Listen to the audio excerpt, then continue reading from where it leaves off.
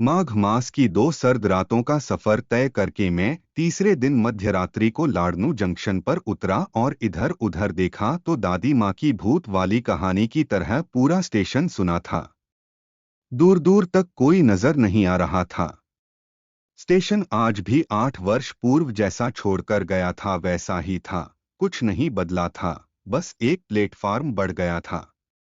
Train जाने तक platform पर खड़ा याद कर रहा था अपने उस दिन को जब इसी स्टेशन से गया था मैं शहर, खो सा गया था शहर की चकाचौंध में और वापस लौटने में लग गए इतने वर्ष।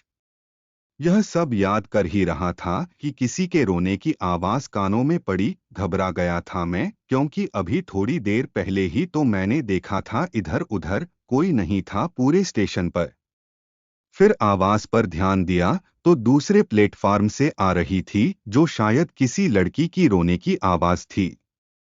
उसके रोने की आवाज सुनकर मैं थोड़ा भावुक हो गया और मन ही मन सोचने लगा कि इतनी रात को एक अकेली लड़की इस सुनसान स्टेशन पर क्या कर रही है। ऊपर से भयंकर डरावना स्टेशन, पास में ही श्मशान घाट। डर नहीं लग रहा इस लड़की को? ऐसे ही बहुत से प्रश्नवाचक लग रहे थे मन में और इन्हीं सब प्रश्न चिन्हों को लेकर मैं उसकी तरफ बढ़ा। पास में जाकर मैं हेलो, उस लड़की के उत्तर की प्रतीक्षा की, पर उसने कुछ नहीं बोला। मैंने वापस से उसे बोला, हेलो मैडम, आप अकेली इतनी रात को यहाँ पर क्या कर रही हो? और ऊपर से रो भी रही हो। क्या मैं आपकी कुछ सहायता कर सकता हूँ? लड़की, जी आप कौन हैं? मैं यहाँ पर कुछ भी करूँ आपको क्या दिक्कत है? मैं, अरे आप रो रहे थे तो मैंने पूछा। मेरी बात काटते हुए लड़की ने बोला, क्यों रो नहीं सकती? मैं, हाँ रो सकते हैं आप, पर कृपया बताने का कष्ट करें कि क्यों रो रहे हैं और क्या मैं आपकी कुछ सहायता कर सकता हूँ? लड़की, जी आप मेरी कुछ सहायता नहीं कर सकते, कृपया आप जाइए, मैं आपको कुछ नहीं बता सकती। मैं, ठीक है, जैसी आपकी इच्छा। मैं वहां से जा ही रहा था कि मुझे लगा कि इस लड़की को मैंने देखा है, पर कब, कहाँ, कुछ याद नहीं आ रहा था। 8 वर्ष जो हो गए थे यहां से गए हुए।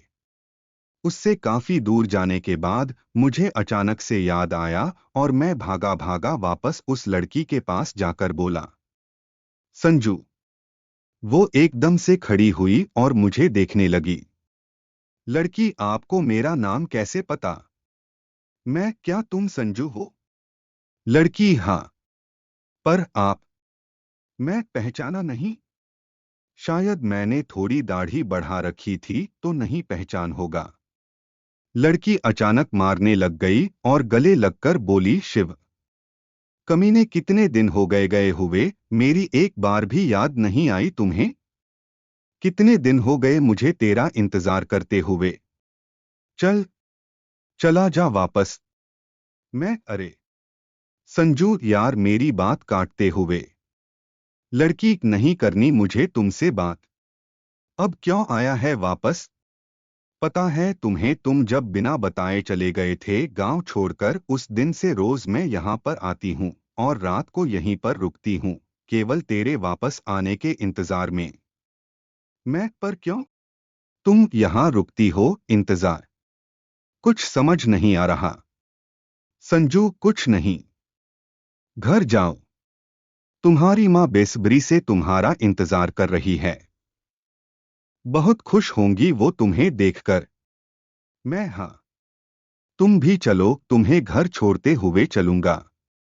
वो मेरे साथ में ही स्टेशन से बाहर निकली और हम दोनों एक टैक्सी के पास गए। मैं टैक्सी वाले से, भाई खोखरी चलोगे? टैक्सी वाला, 2000 लेऊं चाल सयू। मैं, ठीक है। चलो, हम दोनों टैक्सी में बैठे और चल पड़े अपने गांव की तरफ। संजू बिल्कुल चुपचाप बैठी थी और मुंह भी बना रखा था, शायद गुस्से में थी। अब हो भी क्यों न, जब उसका परम मित्र उसको बिना बताए उससे दूर चला गया और 8 वर्ष बाद लौटा है।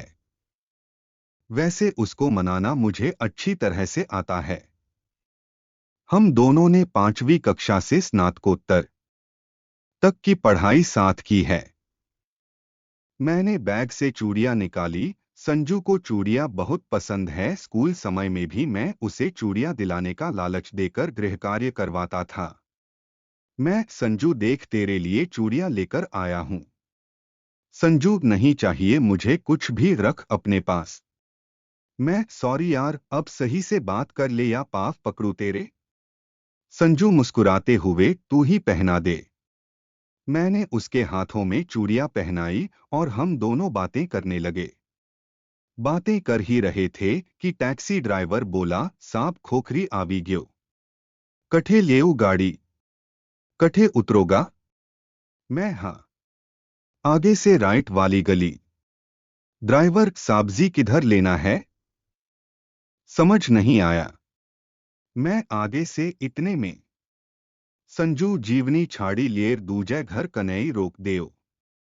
गाड़ी की आवाज सुनकर संजू की माँ भी नींद से जग गई और बाहर आकर देखा और बोले, संजू बेटा, आज रात में ही आवगी। अरे कण। संजू, माँ। शिव।